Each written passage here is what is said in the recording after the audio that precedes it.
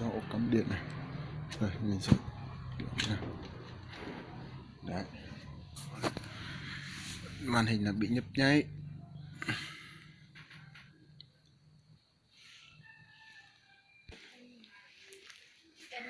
Đây là cái màn hình để thay cho cái màn hình bị không ra gì luôn, trắng không. Đấy,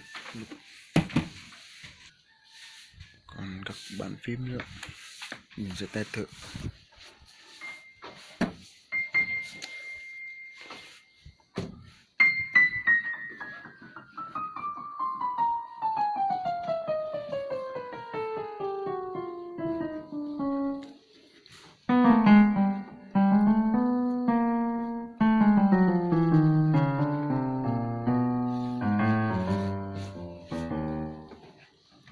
Đây, phát hiện hai cái phím này không có tiếng luôn.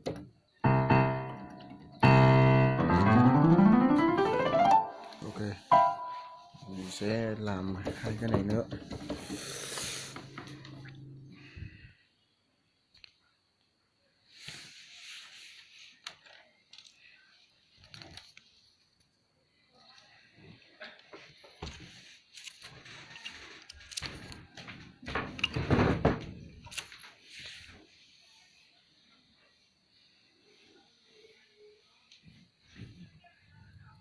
Play này.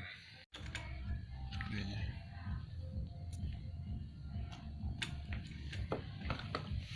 Đấy.